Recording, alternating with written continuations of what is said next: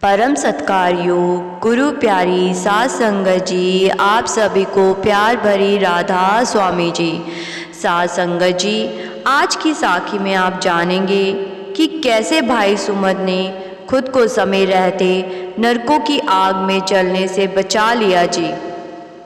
आपसे हाथ जोड़कर विनती है जी, इस साखी को शुरू से अंत तक पूरा ज़रूर सुने जी। बड़ी पुरानी बात है। एक गांव में एक व्यक्ति जिसका नाम भाई सुमद था, वह एक साधारण जीवन व्यतीत करते थे और उसका अपनी पत्नी और बच्चों से बहुत लगाव था।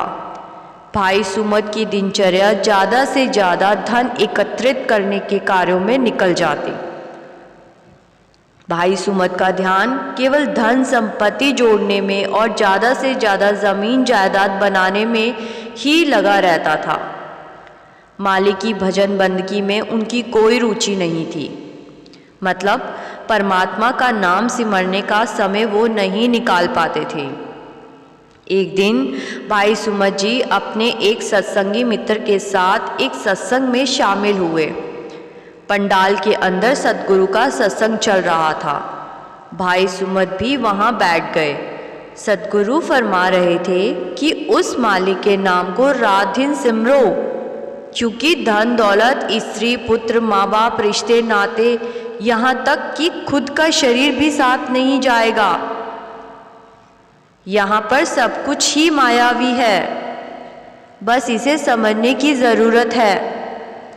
ऐसी कमाई इकट्ठा करनी चाहिए जो साथ जा सके, और वो केवल परमात्मा का सिमरन है, नाम की कमाई है, क्योंकि वही केवल एक ऐसा धन है जो हमारे साथ जा सकता है।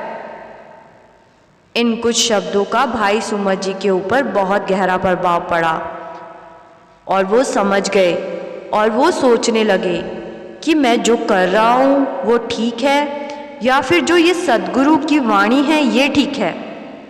ये सोचते सोचते भाई सुमद जी उठकर अपने घर आ गए और जब वो घर पहुँचे तो उनका किसी भी काम में कोई मन ना लग रहा था।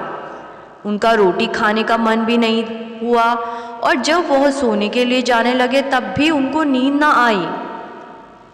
रात के 11 बज गए लेकिन नींद ना आई और वो इसी विषय पर सोचते रहे, विचार करते रहे कि धन दौलत को इकट्ठा करना अच्छा है, ठीक है या नहीं, और स्त्री पुत्र और माँ बाप के संबंध कहाँ तक मेरे साथ चल सकते हैं। और ये सब सोचते सोचते भाई सुमद जी को नींद आ गई। उसके बाद उन्हें एक बहुत ही भयानक सपना आता है और सपने में वो देखते हैं कि वो बीमार हो जाते हैं। उनके सगे संबंधी, पत्नी, पुत्र, स्त्री, माँ बाप जो है उनका पहले पहले तो बहुत ख्याल रखते हैं। उनकी बीमारी को ठीक करने के लिए सभी तरह के उपाय करते हैं, लेकिन जैसे जैसे बीमारी बढ़ती है तो सभी उनसे दूरी बनाने लगते हैं।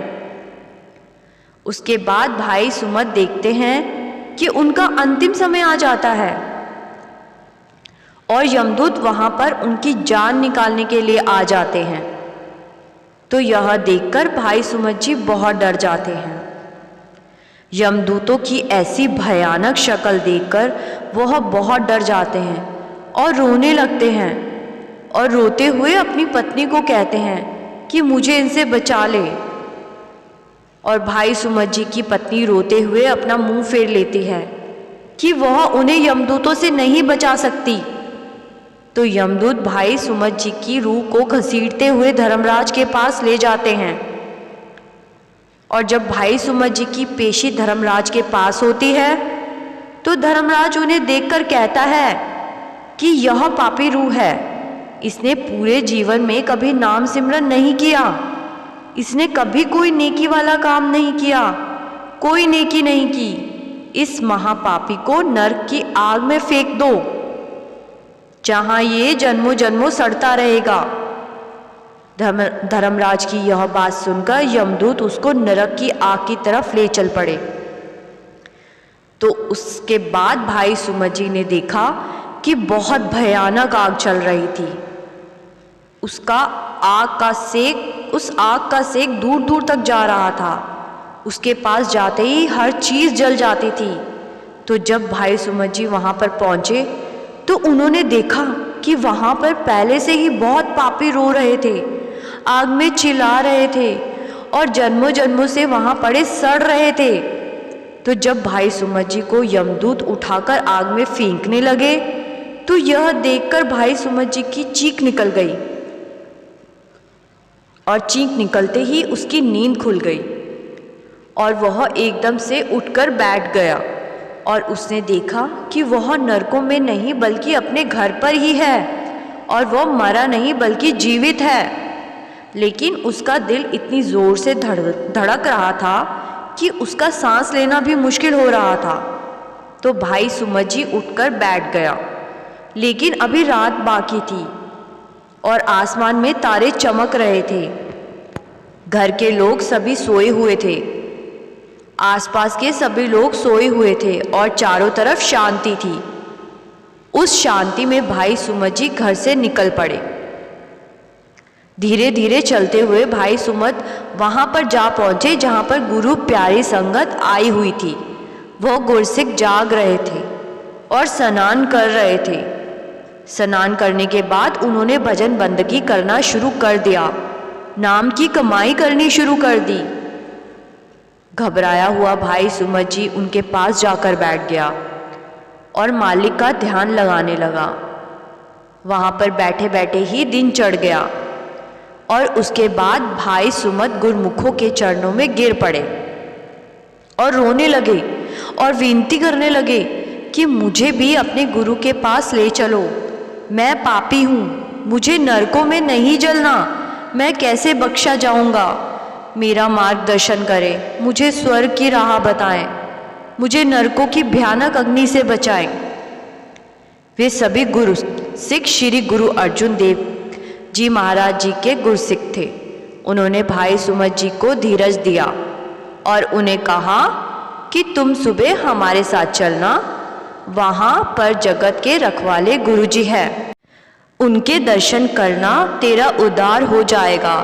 तो अगले दिन भाई सुमत सिखों के साथ हरमिंदर साहिब पहुँचे तो आगे दीवान लगा हुआ था।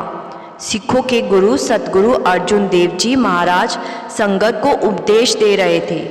तो भाई सुमत जी सतगुरु के चरणों में जा गिरे और रोकर विनती की कि हे सतगुरु, मुझे बख्श दो, मुझे इस भवसागर से पार करवा दो, मुझे अब नरकों की आग से भय लगता है, बहुत सारी उम्र मैंने व्यर्थ गंवा दी है, अब मेरे ऊपर कृपा करो, मुझे इस नरकों की आग से बचा लो, मुझे अच्छे जीवन का ढंग सिखा दो।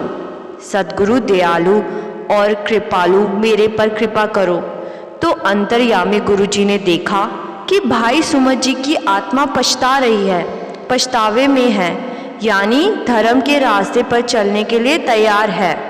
तो ये देखकर सतगुरु ने फरमाया कि हे गुरु प्यारे, सतगुरु ने तुझे इस संसार में नाम सिमरन और लोक सेवा के लिए भेजा है, इसलिए सुबह उठकर सतगुरु का सिमरन करना, भजन बंदगी करना, क्योंकि तेरे साथ नाम की कमाई ही जाएगी जो तुझे नरकों की आग से बचाएगी।